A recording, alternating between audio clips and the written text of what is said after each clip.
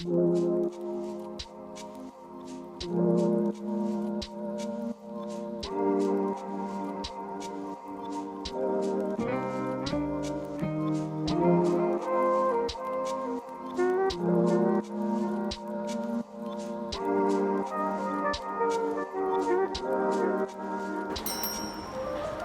Nicole. Hi, Jen. Welcome in. Well, for all of you treasure hunters who want to learn how to shop for antiques, I am at Sweet Home and Clement Furnishings. I have asked interior decorator Jen Bienvenue to join me and teach me a little bit about how to shop for some of these beautiful antiques.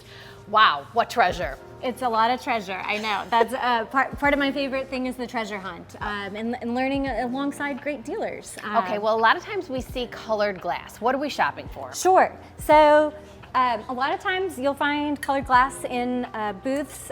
You can see where you've got some rough spots where the glass was blown. We're usually on the lookout for Murano pieces. You can tell usually by the weight when you pick it up.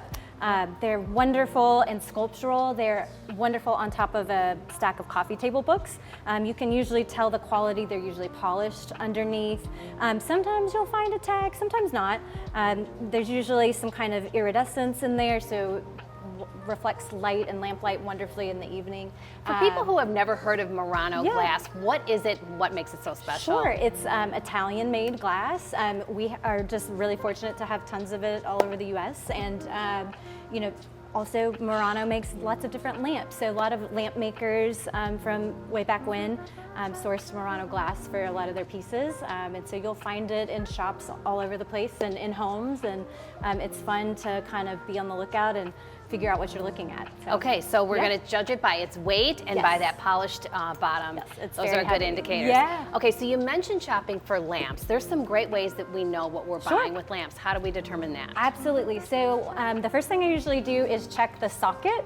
Sometimes there'll be a maker tag on the socket. I'm usually on the lookout for a few different types of brands, really wonderful Chapman, Frederick Cooper, wonderful makers from 60s, 70s, 80s. A lot of people get distracted when there's a lampshade on it. That is usually the first thing that dates a lamp.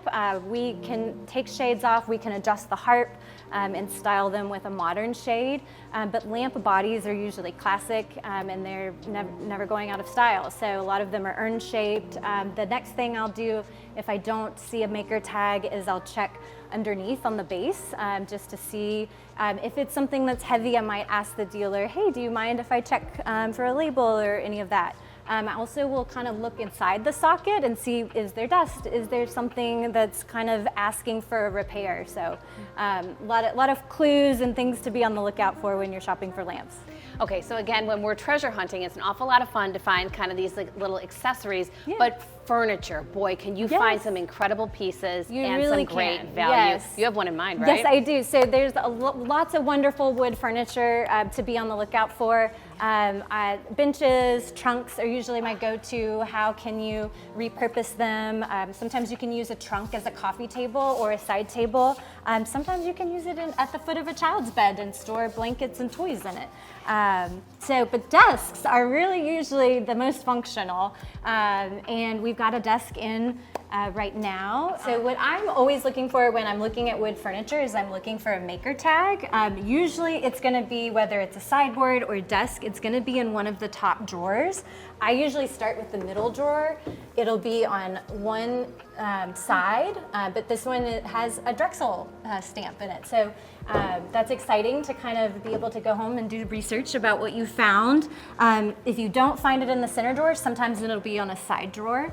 And then I'm kind of beyond that, you know, the maker's not always the most important thing. Do I like the piece? Is it a wood tone that would work in my house? This particular desk has got a leather top to it. That's really wonderful. I also want to consider the price. If I had to go buy a desk brand new, what would I spend on it? And so usually you can justify buying an antique piece and before you go spend on something new. So that's an exciting puzzle to kind of put together in your home. Yeah, I know it's not polite to talk about price, Sure, but this again is what treasure hunting is That's all right, about. yeah. Because not only can you find pieces that are so beautifully made, but at prices that are certainly within your Absolutely, reach yeah. and have such great stories to tell. That's right. Speaking of stories to tell, Yeah. I had asked you what's maybe the most expensive piece in here. Sure. And there's a great story about some chandeliers. Yes, Would you show we me? have some really fabulous rock crystal chandeliers in here. Come All see. right, let's go check them out.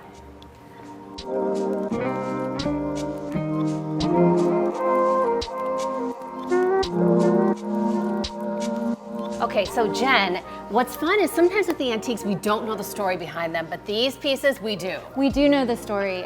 So these were, there used to be 4 of them. One I installed in a home, one just recently sold, so we have 2 of them left. But they're really fantastic French rock crystal chandeliers.